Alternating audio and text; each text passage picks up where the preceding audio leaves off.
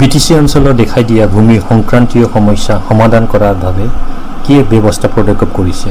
বৈশ্যমুঠিটো অসমত যেটো বসুন্ধৰা আমাৰ মুখ্যমন্ত্ৰী ডাঙৰীয়াই আনিলে যে অসমত বহুত বছৰৰ পৰা ভূমিৰ সমস্যা আৰু তলৰ লেভেলত যিবিলাক কৰাপশ্যন হয়, মানুহবিলাকে অসুবিধা পায়, হাৰাশাস্তি হয়, এইবিলাক দূৰ কৰাৰ কাৰণে এটা অনলাইন সাৰ্ভিস মুখ্যমন্ত্ৰী ডাঙৰীয়াই আৰম্ভ কৰিলে।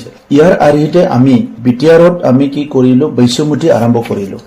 আৰু প্ৰথম ভাগত আমি যিমান বিটিআৰত ল্যান্ড ডকুমেন্ট আছে সেইখিনি ডিজিটাইজ কৰিলো, 100% ডিজিটাইজ হৈ গল। ইয়াৰ পিছত আমি সাৰ্ভিসেস বিলাক দিয়া আৰম্ভ কৰিলো। আমি 13টা সাৰ্ভিস, ল্যান্ড ট্ৰান্সফাৰ, মিউটেশন, এইবিলাক লৈ পেলাই প্ৰায় 13টা সাৰ্ভিসেস আমি অনলাইন দিয়া আৰম্ভ কৰিছো। আৰু ইতিমধ্যে যোৱা 9 মাহত 72,000 ফেমিলিছে এই সমস্যাবিলাক লৈ এপ্লাই কৰিছে অনলাইন। ইয়াৰে 52,000 অলৰেডি এপ্ৰুভ কৰা হৈ গল, বাকিখিনি আমি কৰি আছো। আৰু এতিয়া লাহে লাহেকৈ মানুহবিলাক বুজি উঠিছে, যেহেতু আমাৰ প্ৰধানমন্ত্ৰী ডাঙৰীয়াই ডিজিটেল ইণ্ডিয়াৰ কথা কৈছিলে, এই ডিজিটাইজেশ্যনৰ যেটো এডভান্টেজ সেইটো পাব্লিকে পাইছে।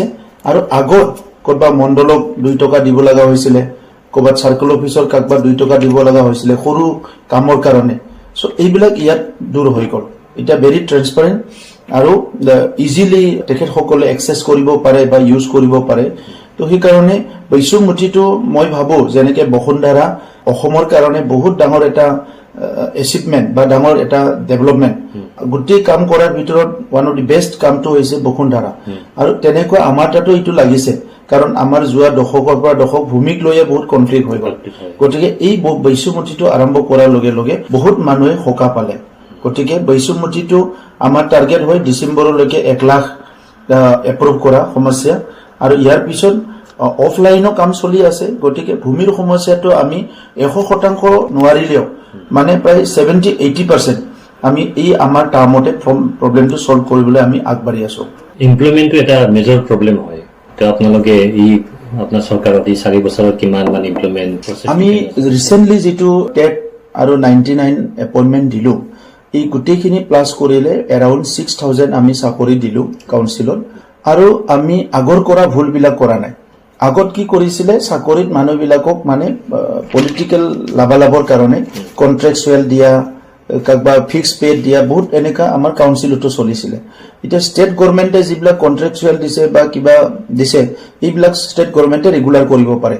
কিন্তু কাউন্সিলতো তেনেকা বহুত পোষ্ট নাই, যিখিনি ভেকেন্ট পোষ্ট তাতে দিব পাৰে।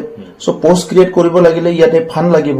কিন্তু আগৰ চৰকাৰখনে হকে বিহকে 400-500 কোনো ইন্টাৰভিউ নলোৱা, CSB নথকা তেনেকা বহুত দি গৈছে। তো সেই ভুলবিলাক আমি এতিয়া লাহে লাহে শুধৰণি কৰি আছো আৰু তেখেতসকল কৰা ভুলটো আমি ঠিক কৰি আছো। কিন্তু আমাৰ দিনত আমি যিবিলাক চাকৰি দিছো, ইয়াত কোনো ঘুষৰ কথা নাহে, ইয়াত কোনো মানে বেয়া প্ৰেক্টিছৰ কথা নাহে। আমি খুব প্ৰপাৰ ৱেত মানে চাকৰিবিলাক দি আছো। এতিয়ালৈকে 6,000 এৰাউণ্ড দিয়া হৈ গল। আৰু আমাৰ হাতত প্ৰায় 1200-ৰ এবভ আমি হাই স্কুল টিচাৰ দিবলৈ গৈ আছো।